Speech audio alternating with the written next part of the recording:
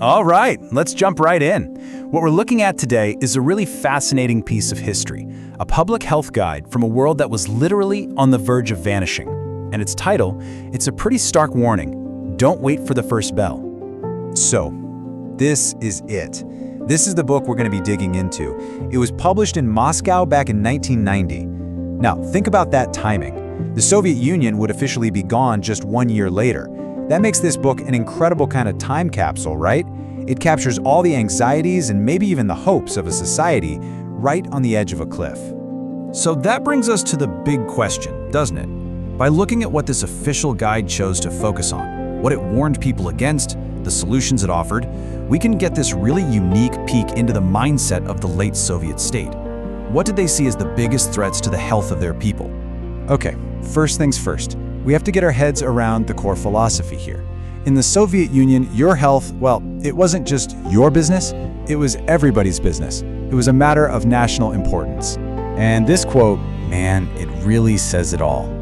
The book basically lays out the constitutional idea that your personal well-being is a resource that belongs to the collective, to society.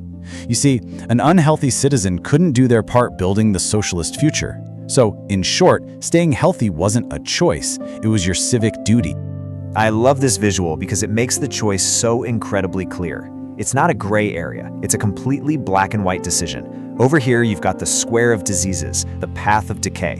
And over there, the square of health, the path of strength. The message couldn't be simpler. You have to choose the right path, not just for you, but for everyone. So, if health is a duty, what's stopping people from doing their duty? Well, the book is crystal clear on this. The biggest threats weren't from the outside, they were internal.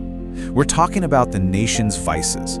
And public enemy number one, without a shadow of a doubt, was alcohol. The entire first chapter, which is also the longest chapter in the book, is basically an all-out declaration of war on drunkenness. And the scale of this problem, at least as they presented it, is just staggering. According to their own official data, there were 4.5 million registered alcoholics in the USSR. And, as the book itself points out, the real number was probably much, much higher.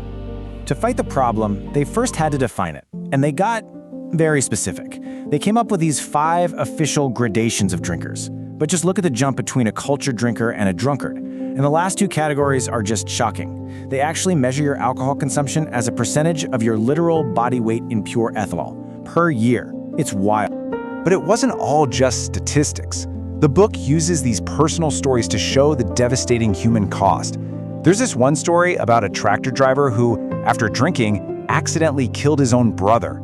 And his justification, what he says here, it is just chilling. It tells you everything you need to know about how deeply rooted alcohol was in the fabric of daily life. So alcohol was enemy number one, for sure, but it wasn't the only threat. Right after that huge chapter on drinking, there's an equally urgent one on smoking. It was very clearly seen as another massive, self-inflicted wound on the nation's health. And they really hammer the point home with some hard data. This chart pulls the numbers straight from the book. For a smoker, the mortality rate from lung cancer is 20 times higher. For angina, 13 times higher. For heart attacks, 12. These numbers were meant to be a serious wake-up call. Now, beyond these sort of traditional vices, the book also starts to talk about newer threats, what they called the plagues of the 20th century. And these were problems that felt foreign, modern, and honestly pretty frightening. This quote right here perfectly captures the old Soviet attitude towards drug addiction, or narkomania.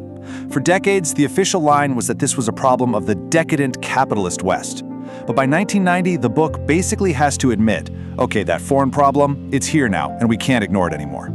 And then there was the newest, most terrifying plague of them all, AIDS. The book introduces it to the Soviet public with its Russian acronym, SPEED, and then it breaks down what that actually stands for. It was an attempt to explain this mysterious and deadly new syndrome to a population that knew almost nothing about it. Now, this is a really crucial historical snapshot. Based on the data in the book, this is the official Soviet understanding of how AIDS was spreading. And you can see how this view would have shaped all their public health messaging, with a heavy focus on what they identified as high-risk groups. So the book lays out this whole battlefield of threats: alcoholism, smoking, drug addiction, AIDS. A pretty grim picture. But what was the solution? What was the official Soviet prescription for a healthy life? Well, the answer wasn't something you'd find in a pill bottle. It was much simpler. The primary cure was движение, which just means movement. The core belief was that physical culture, exercise, and developing a strong willpower, that was the ultimate cure for all of society's ills. This is basically the whole game plan, the path back to health. Use exercise to heal your body and mind. Develop your willpower to resist temptation.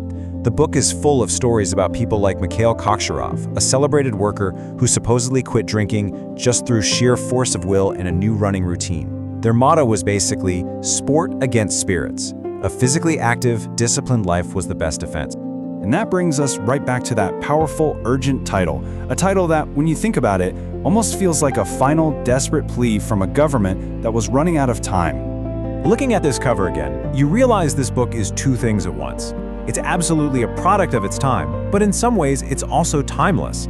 I mean, the fears about addiction and disease, those feel pretty familiar. But the solutions, all grounded in collective duty and willpower, they feel like they're from another world entirely. It really is a warning from a system that believed it could engineer a perfectly healthy society right up until the moment that system itself collapsed.